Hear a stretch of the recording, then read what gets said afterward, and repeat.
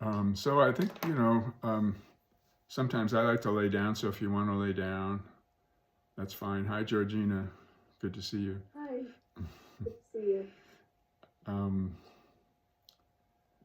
and just let's get into a nice, receptive mood. Maybe feel the energy in your body. Feel your feet on the floor, your seat on the chair, or your body on the floor.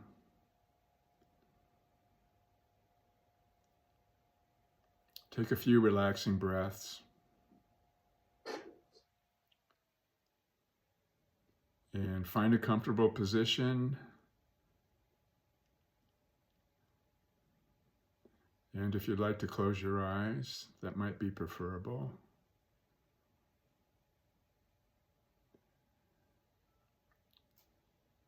So bring your attention to the level of sensation, to the level of feeling in the body.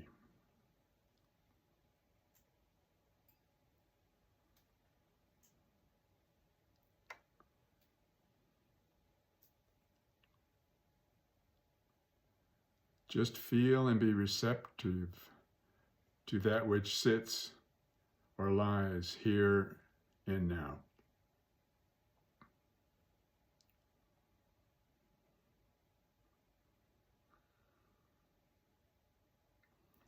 Feel this vessel that is your body.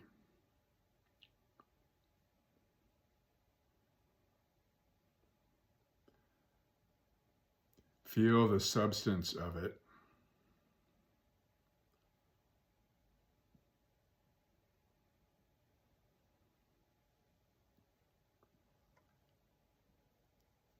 Feel the weight of your head as it is balanced on your neck.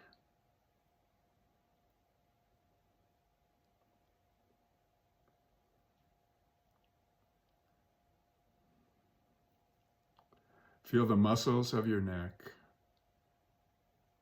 its strength and thickness.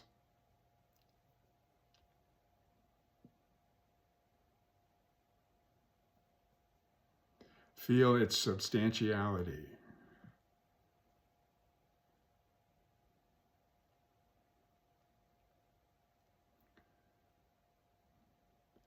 Feel the long bones of the shoulders and the sockets that form to receive your arms.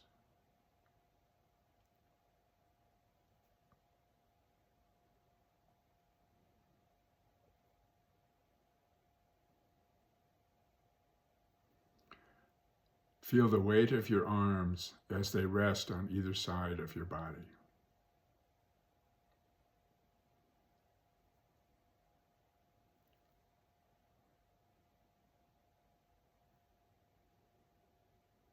Feel your hands and feel your torso.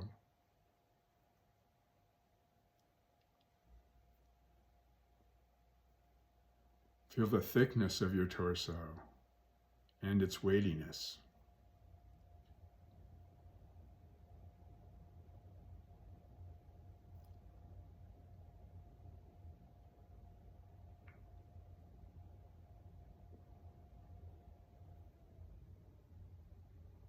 Feel the earthy quality of your body.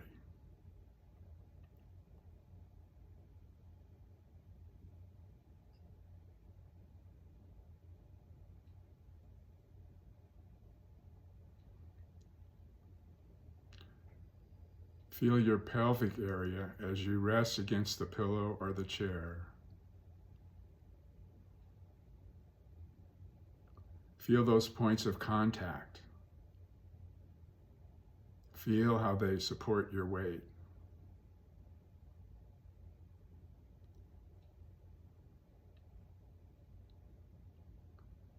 Feel the pull of gravity on this substantial form.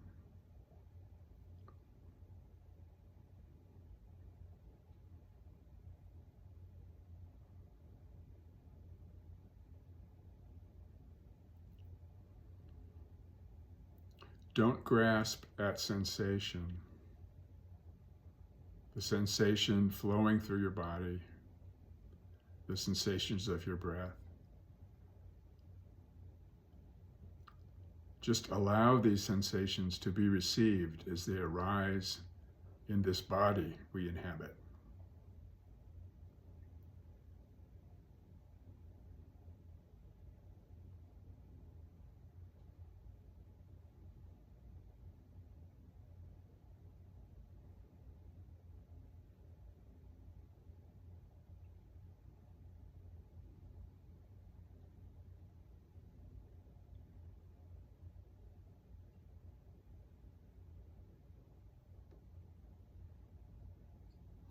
Open to the sensations in your legs.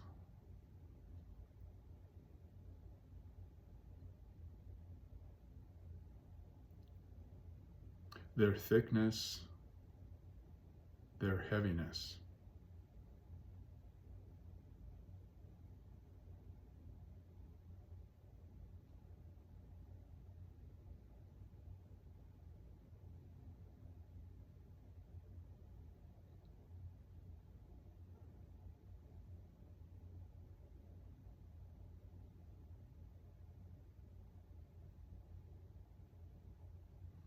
Feel the overall stability of this body, your body, of your feet, of the earth, the stability of your weight.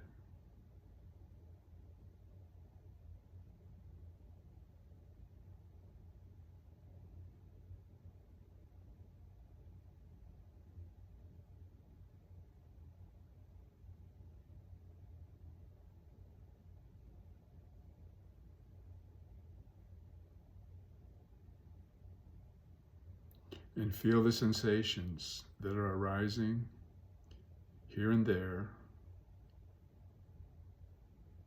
in your palms, in the back of your neck, in your buttocks, the soles of your feet.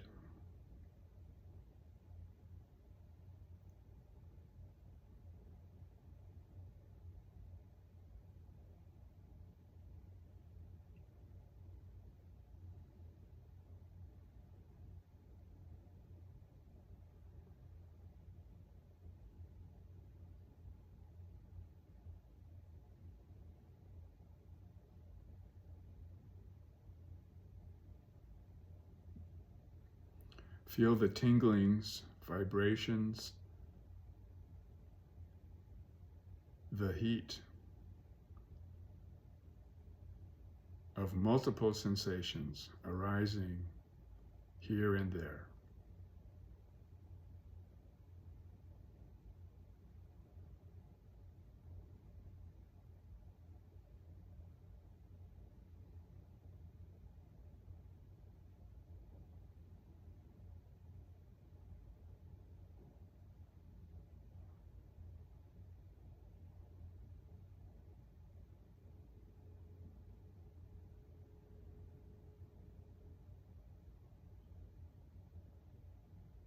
Feel these sensations and notice how they seem to be received by something subtler than this heavy form.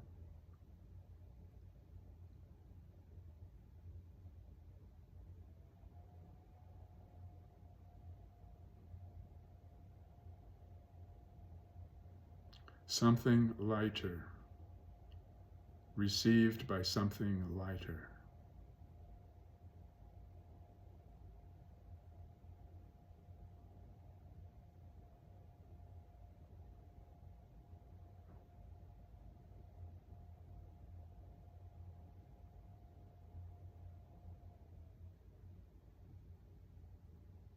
Open to the possibility that awareness itself seems to experience these sensations in our stable body.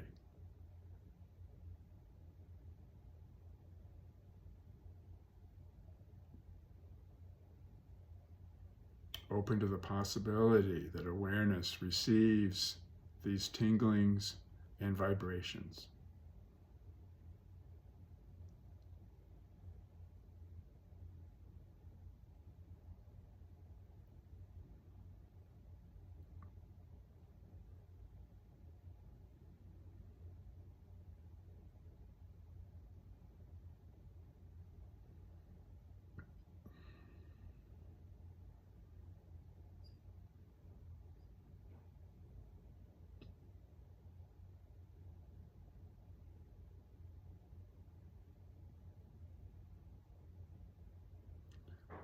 Feel this lighter body, this body of awareness within the heavier body.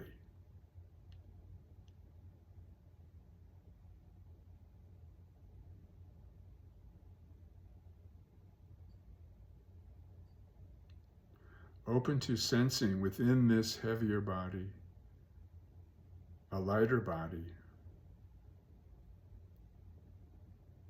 a body which receives all these experiences that enter through the senses.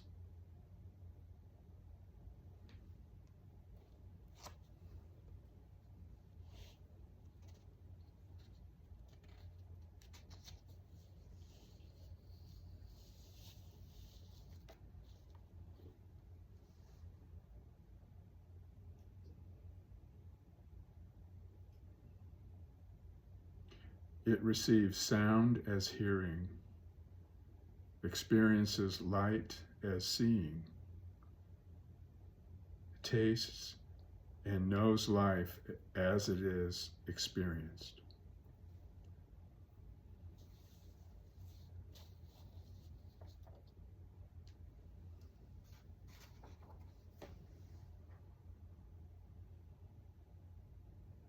Enter this light body of awareness.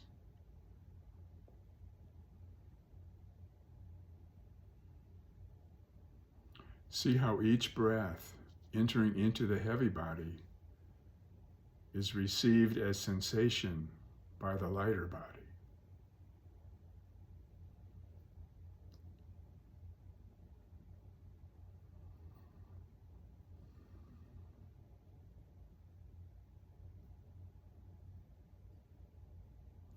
Each breath entering the heavy body, sustaining this lightness,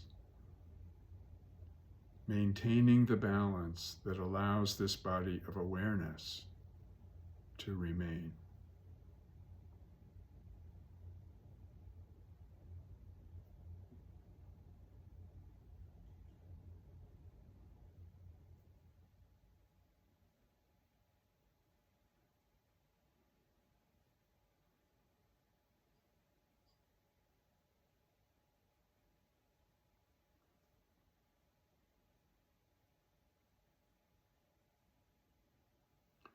Feel how each breath maintains this connection.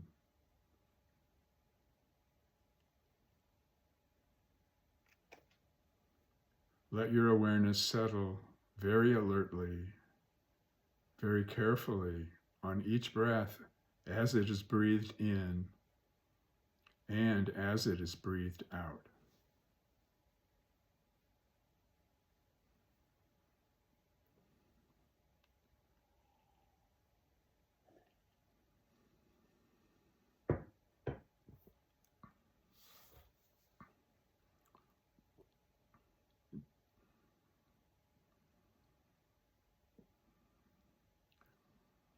Feel this contact between the heavy body and the light body.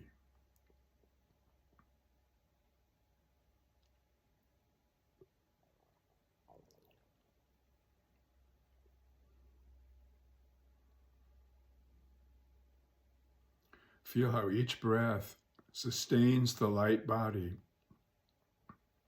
balanced within.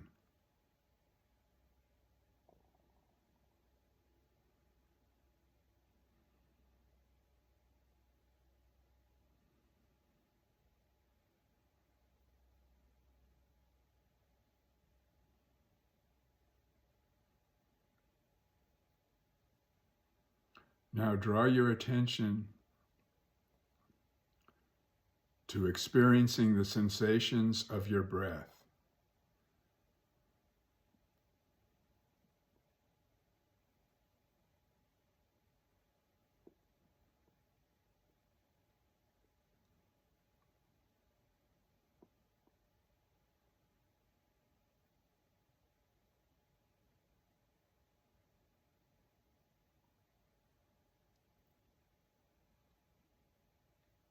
Feel our life force expressing the truth of impermanence as it flows through our body.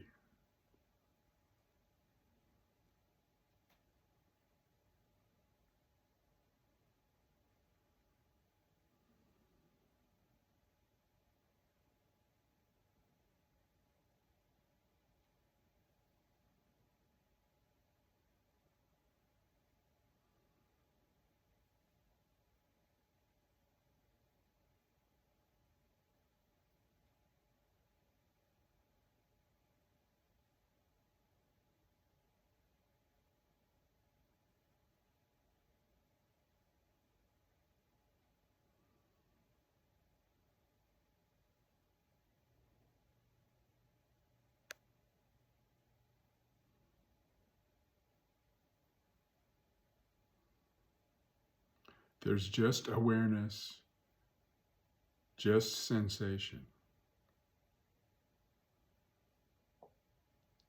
Each breath embracing both bodies as one.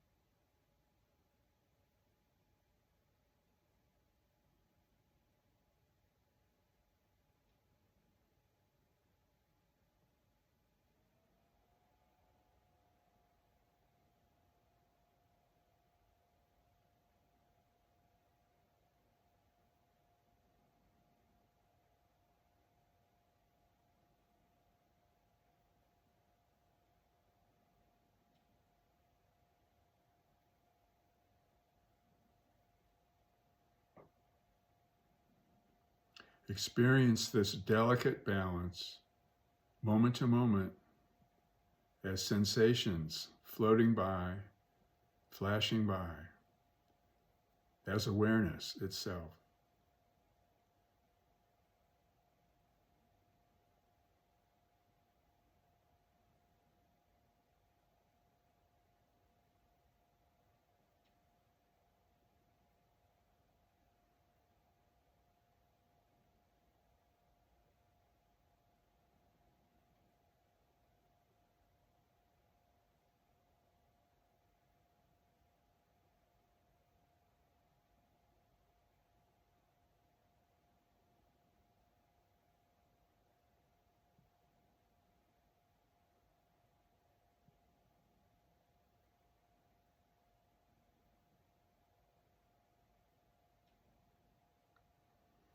Thay teaches that because of impermanence, everything is possible.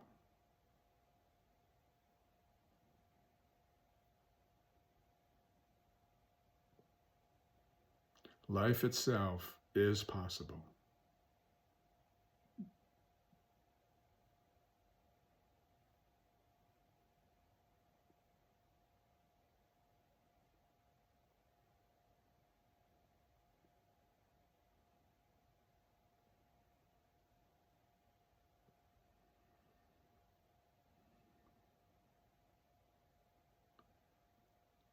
He teaches impermanence should also be understood in the light of interbeing.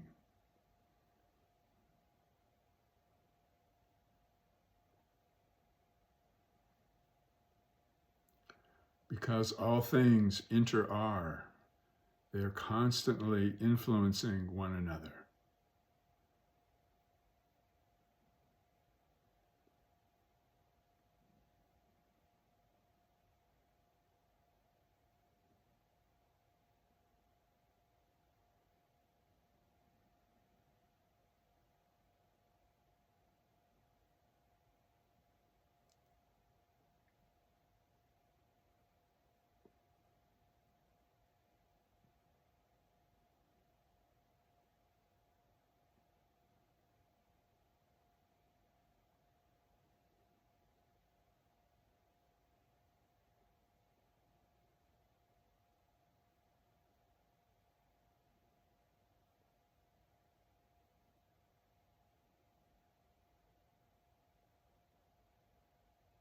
When we are stable and we concentrate, we can practice looking deeply.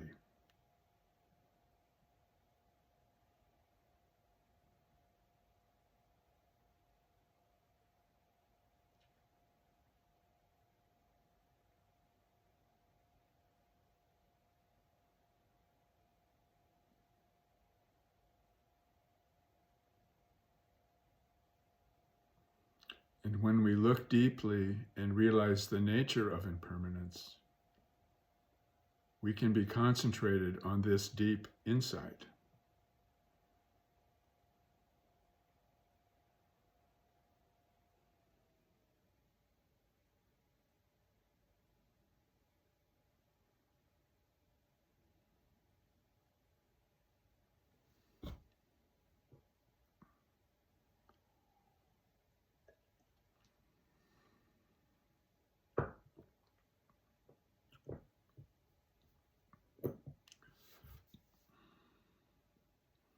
This is how the reality of impermanence becomes a lasting part of our being.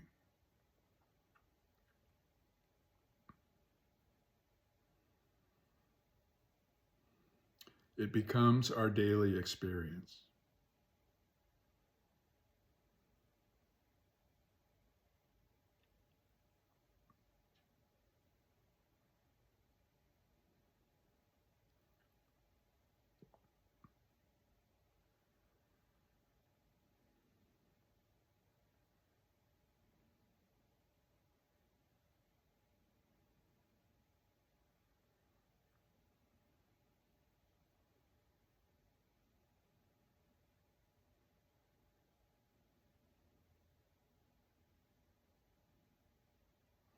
We need to practice and maintain awareness of the insight of impermanence in order to truly live the truth of impermanence all the time.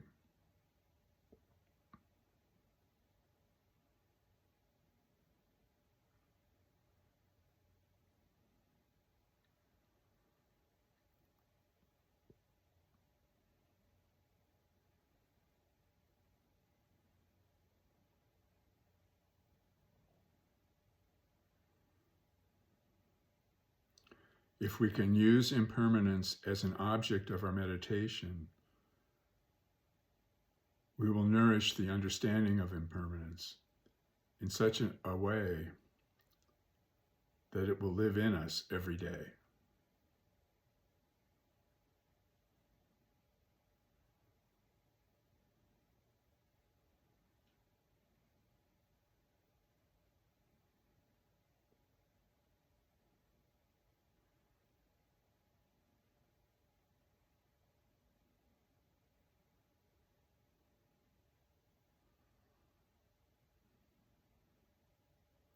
With this practice, impermanence can become a key that can open the door to the reality of our shared being, to the reality of our ultimate dimension.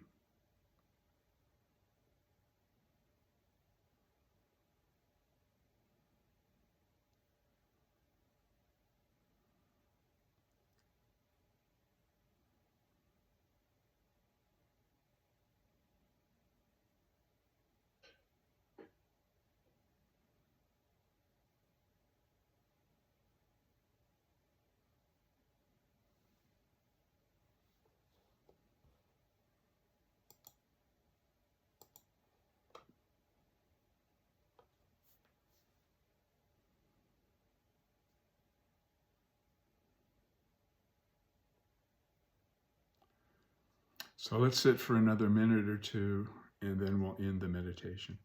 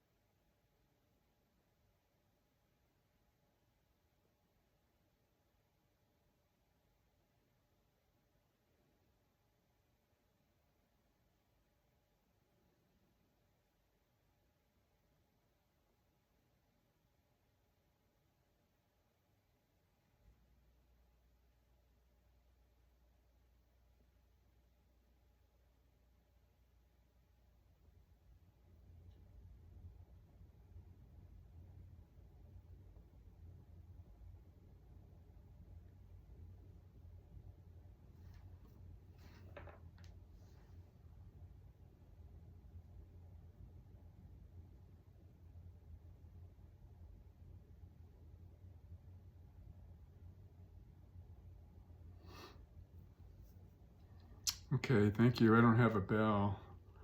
If anybody wants to unmute and hit the bell.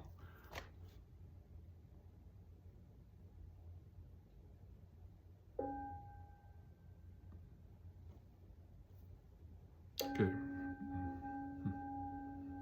Bowing together.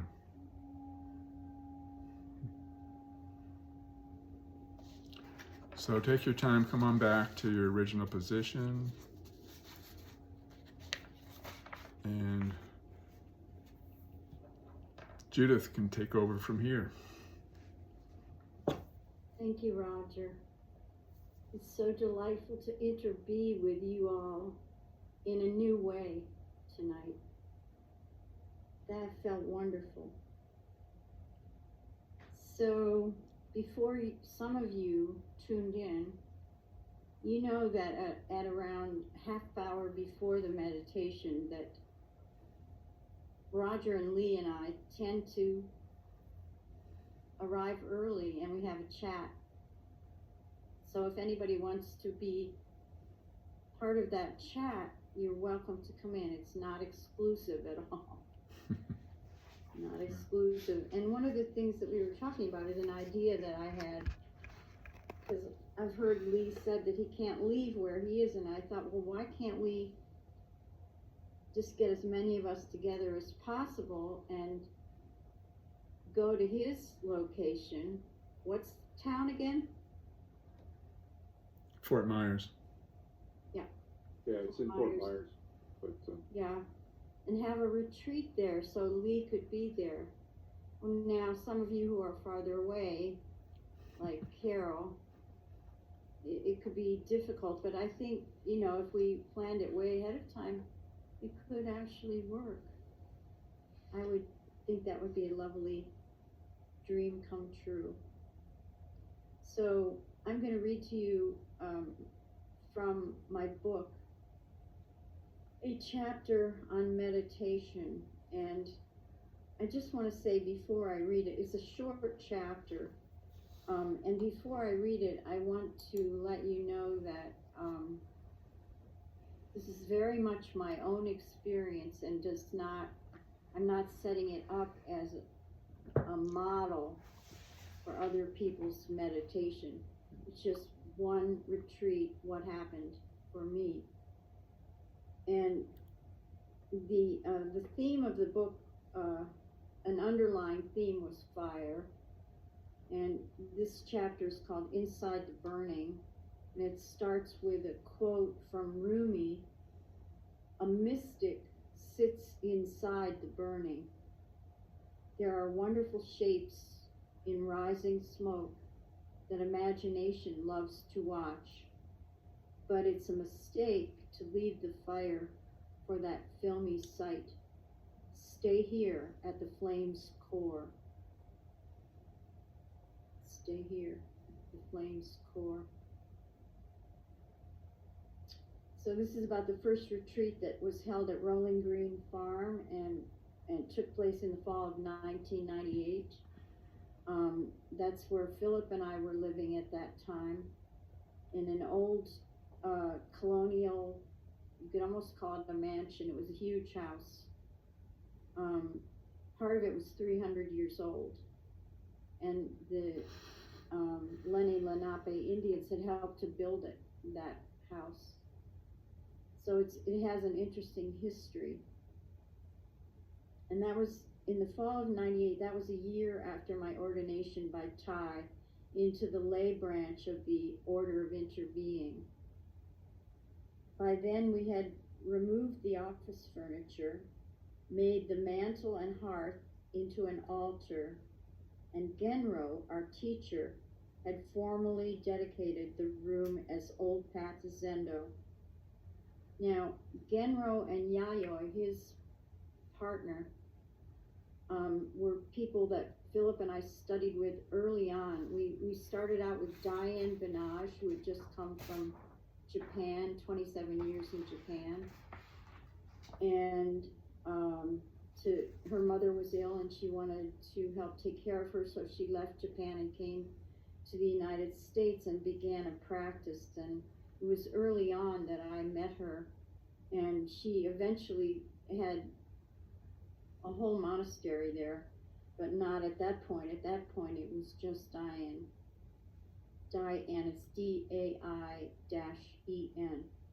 And at the same fortuitous time, this couple moved into New Hope, Genro and Yayoi. Yayoi is the daughter of a very famous tea master who's from California.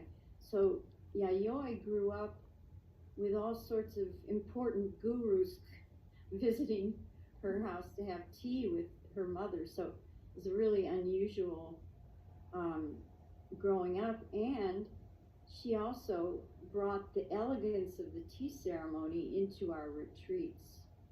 So it was beautiful. And let's see, where am I? So he had formally dedicated the room as Old Path Zendo. On each of 3 days, we were scheduled for one-on-one interviews with Genro, during which time he would encourage us in the practice of remaining still and silent for hours on end. This was all pretty new to me. As I began to sit for long hours that weekend, nothing happened. Not uncommon. I was cook, too, for this retreat. I prepared some of the food a full day ahead of the weekend and exited the meditation hall about an hour before each meal to assemble, heat, bake, set the tables, and create a buffet. So my thoughts were distracted, consumed with the care and feeding of a dozen people. That made it easy to be distracted from the focus necessary for meditation.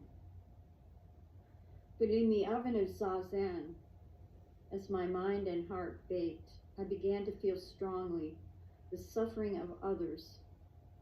I had already cracked the barrier of my own suffering at my first retreat and subsequent others. Once again, I sat on my cushion with tears coursing down my cheeks, praying not to disturb the other sitters. One guy offered me a Sudafed, which I thought was amusing. They're suffering for the whole world, and he offers me Sudafed. So,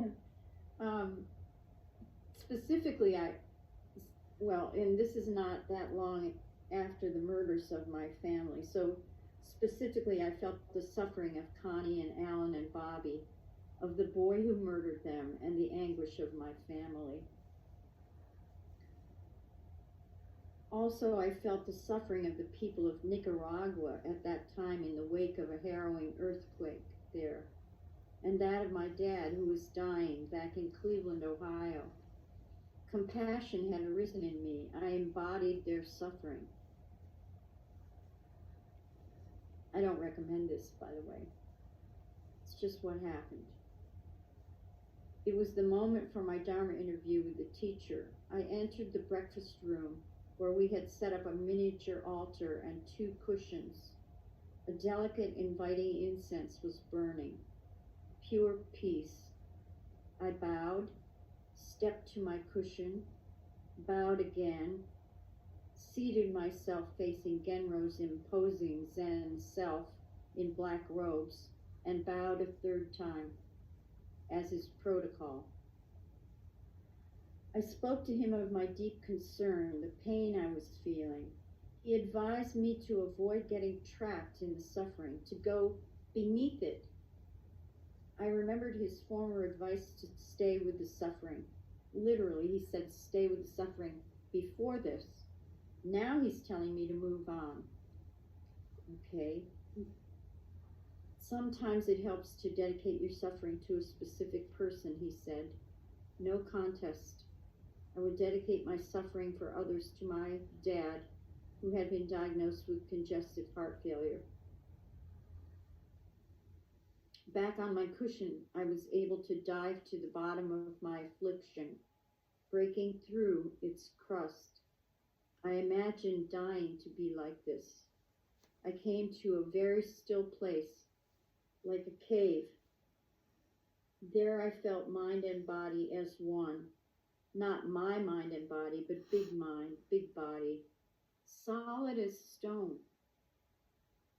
During each sitting period of 35 to 40 minutes, because we stood to practice walking meditation between sittings, I found I had to repeat the process interrupted by the walking to dive through the crust of suffering in order to return to the still as the stone stage. This was only the second day, and Genro urged me on to push even deeper. We were practicing noble silence even at meals. Meditation ended promptly at 9 p.m. when we went to bed without any distractions. Sleep became my meditation, dreamless and sweet. There were also, I can remember, icicles melting, which I watched while I sat. By Sunday, I had become adept at breath surfing to the still as the stone cave, where my heart, so big and juicy during the anguish, was now insignificant as a crumb. And as I traveled deeper to the bottom of the well within, there opened a light beyond tenderness. This was God light, big mind, warm and sufficient and safe, composed of total harmony. This was light beyond light. I had gone beyond logic to love, a love that knew no bounds. It wasn't my love, I was experiencing this love. It was big love. It wasn't coming from me. Throughout the journey, I held my father in the palm of my hand. Even as a great peace flowered in me, I longed to bring back to him and others this message. Complete peace is available to all of us with no exceptions all the time. I haven't experienced that all the time, but we were discussing length of meditation ahead of this Roger's wonderful guided meditation. And for myself, occasionally I have to go on retreat in order to get my heart to dissolve like a crumb, or to feel the profundity of consciousness that's not available to me every minute. It is available to me every minute, but I'm not necessarily aware of it every minute. So for me, the amount of time that I spend at a retreat bumps up my practice quite a bit. And so it's something that I was just telling Roger, oi, I need a retreat.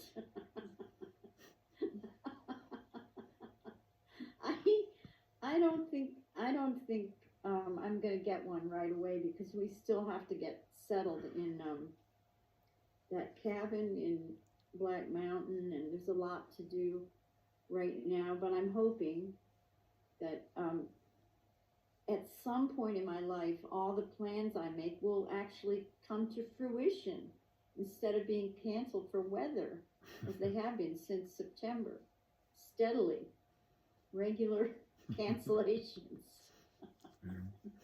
So I feel so fortunate, though, to be moving to a place where there are people using a meditation hall every morning. And there's a little community there. It's not pretty anymore. It used to be pretty, but right now, because of Helene, it's mud everywhere, and there are still big piles of debris all over the property, which supposedly the city is going to come and pick up. So Roger, when he was leading a guided meditation the other night, because I lost my connection. He said something, he said, let the wind blow through you. And that to me is a symbol of how I like my meditation to be. It becomes not a personal thing, not a badge of honor or, well, you read what Ajahn Shanti said about it. So much is gonna be destroyed. You think it's a rose garden. It's not. Enlightenment is not a rose garden. Or even these openings that we have can be very disturbing, and certainly mine was the one that I just described to you. I was coming to tears just reading about it. So it's up to each individual as in terms of time, but Daniel and I both find that 45 minutes to an hour in the mornings is a good amount of time. Other people have said they can't do that, and there's what is recently known as McMindfulness. I don't know if anybody's heard of that, but they'll say, oh, just take a couple of breaths. You'll be fine. Take 2 mindful breaths. I think I shouldn't have said it that way. I'm guilty the minute things come out of my mouth. But anyway, I do think that it's quite an individual pilgrimage that each of us is on. So I'm not saying do it this way, but I'm saying that for me, meditation retreats are extremely useful. But then, I would get upset. I did that kind of a retreat. Then I would go to one of Ty's retreat, and I would get upset because people were talking everywhere. And I didn't think we should be talking. But you saw me at that retreat in the spring, Roger. Same thing happened. Everybody wanted to talk, and I wanted them to shut up. So I think it ended up to be a happy medium. That's all I have to say on meditation right now. I love you guys. Let's hear from you.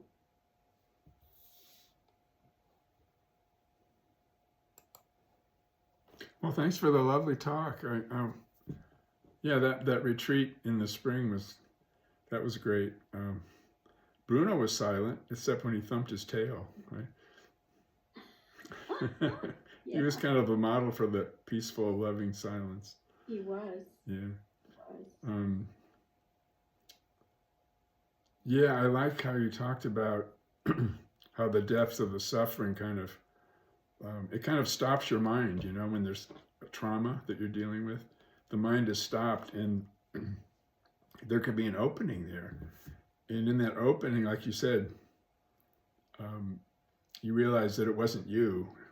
It wasn't your love. It was the big love, which to me, that's 2 things, I guess, it comes up for me, and that is that the impermanence, just floating through, we discover our own fluidity. And everybody has that fluidity if they open to it. Everything's changing. We're here now, but everything else is changing except here now. And also, that it's the recognition of our shared being. Yeah. And that's the love, That's the love. And that deep intimacy, that's what relieves the suffering. That's what heals.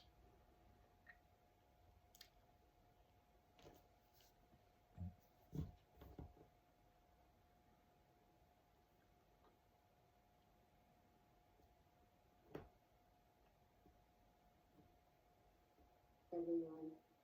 Judith, that was so beautiful. I just loved hearing you read that from your book and just hearing you speak about it. So thank you so much for doing that. And I'm just remembering the very first time I learned to meditate was with TM. Mm-hmm. And I remember going to the classes before, and then it was my turn to receive my mantra. And I remember being in the room with this young man, and it's like everything melted away. And my whole being felt different. And I really, I'm as I'm thinking about it, which I haven't done, it just felt like pure love, Mhm. you know, for myself and everything in the world. And it was just such an amazing feeling that just stays with me, you know. I no longer use a mantra. I haven't in a long time because I just don't need it to go inside anymore. But I just always remember that transformation from a few minutes before and a few minutes after, and how important that was to me. And then I went on, I have never stopped meditating since. And I used to just find places in New York City to meditate, on the train, on buses, in churches, all over the place. I think the church on 53rd Street was my favorite. It was just a beautiful church, and you know, it was busy life outside, and I'd go inside, and very few people would be in there, and the peace it brought me was extraordinary. So yeah, and I also remember all of the wonderful retreats at Cloud Cottage. I mean, they were so extraordinary and so beautiful. And I remember one time sleeping on your couch in the living room for one of the retreats, and it was just so cozy and warm and delicious. So thank you. Norma, share your Dharma name, will you? Oh.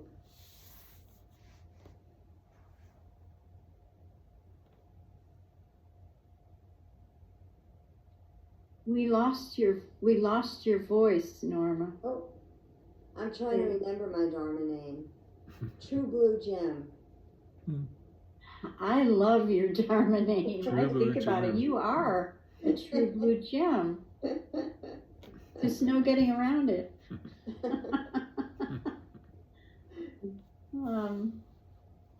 So, other people?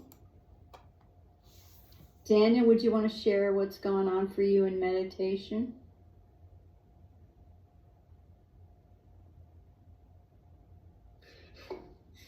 I'm not sure how to address that, because some days being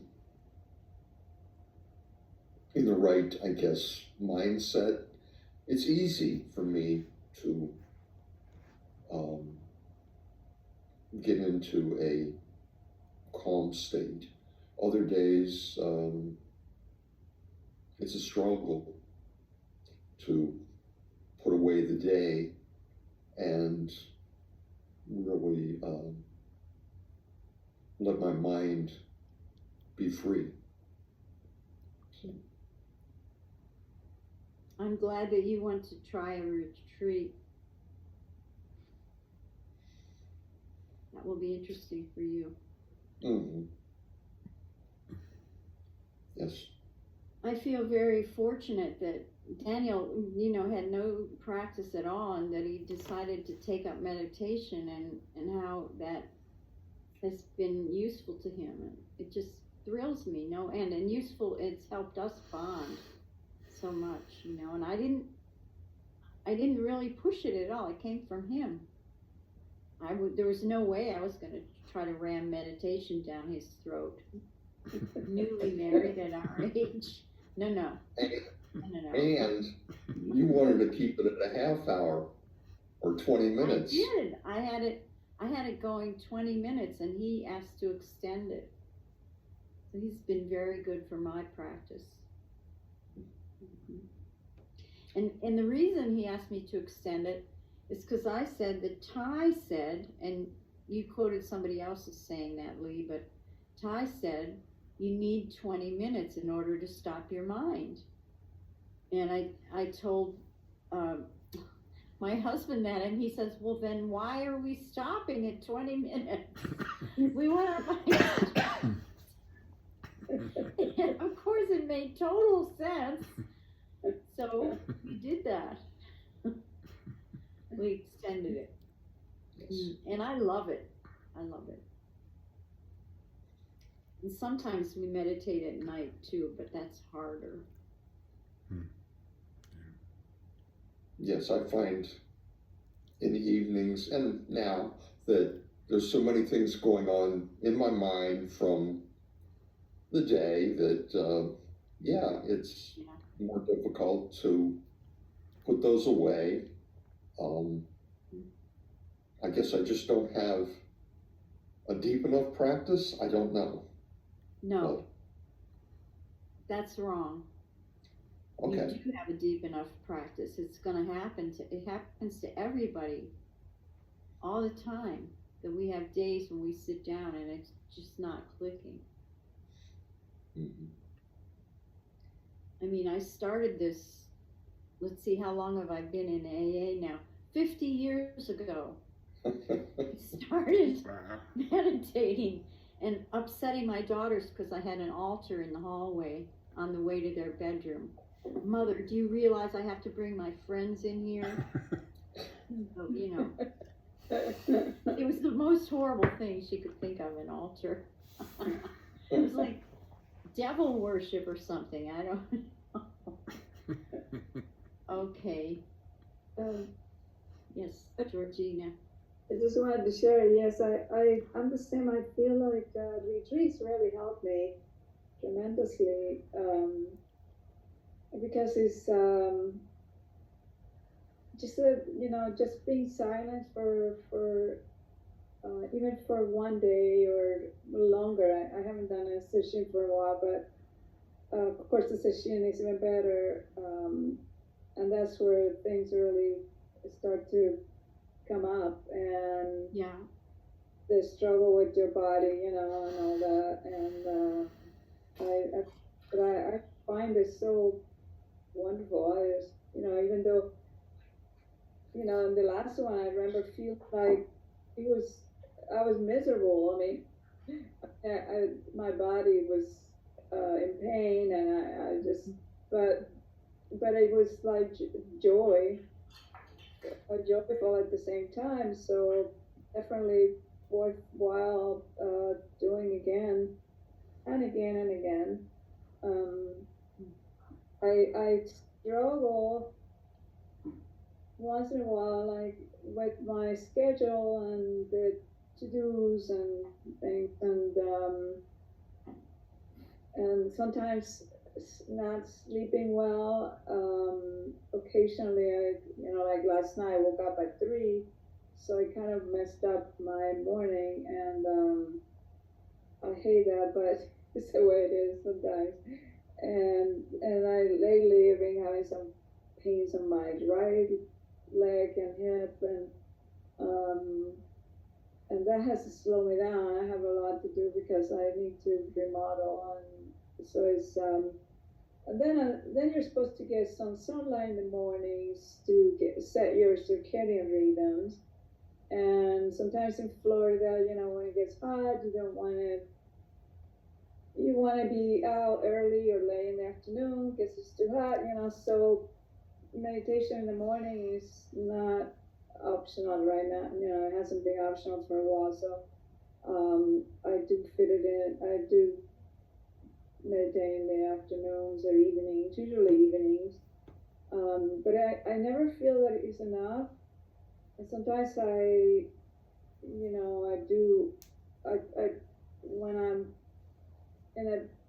waiting for something, I just make a point of sitting down for the few minutes I have in between things.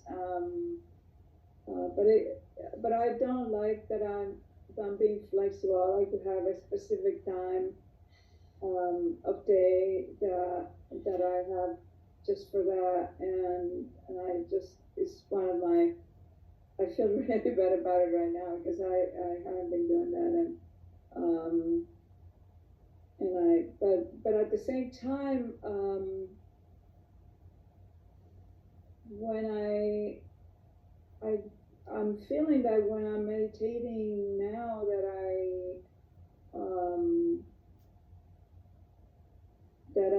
don't, there's not a lot that's coming out, you know, that like stuff that I need to go deep into, that somehow not because I don't have anything, right? You know, it's not because I'm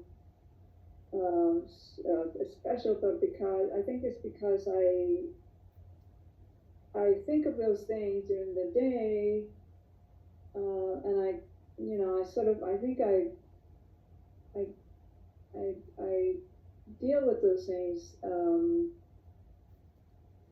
kind of in a daily basis. So then, in a way, you know, when I sit down to meditate, it doesn't seem to, things that just don't seem to come up, although they do when it's a longer meditation, and you know, and but maybe in my case it's the same as what you're saying. I need longer practice to be able to have to go deeper, and but I do notice that I have less lately. I just don't feel all the obstructions, and I'm more freer in terms of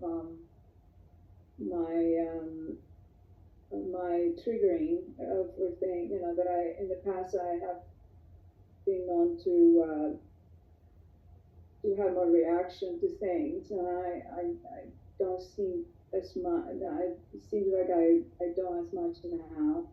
So I know that something is working because of that, and also because when I do sit, it doesn't take me long before I go into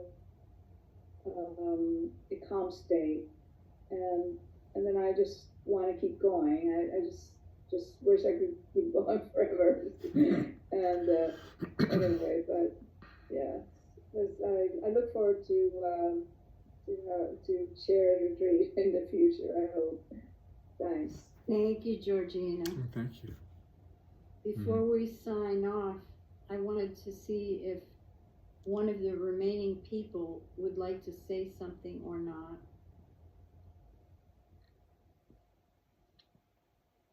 That would be a no. Okay. Okay. Well, this has been fun for me. I hope we can do it again sometime, Roger, because your meditation put me into bliss. Well, we could talk about it, but we could Yeah. maybe we could switch off, like you do it for a month and then I'll do it for a month.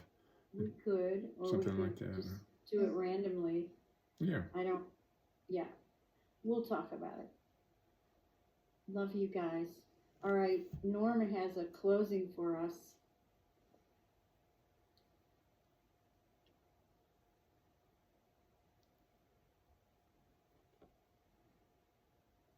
Norma, we cannot hear you. Sorry, I was There.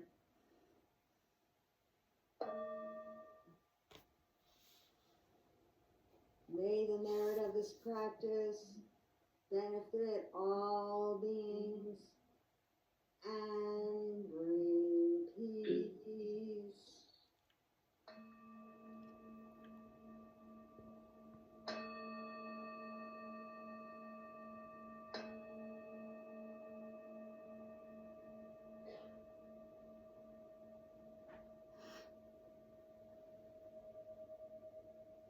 Good evening, loved ones. Have a great week.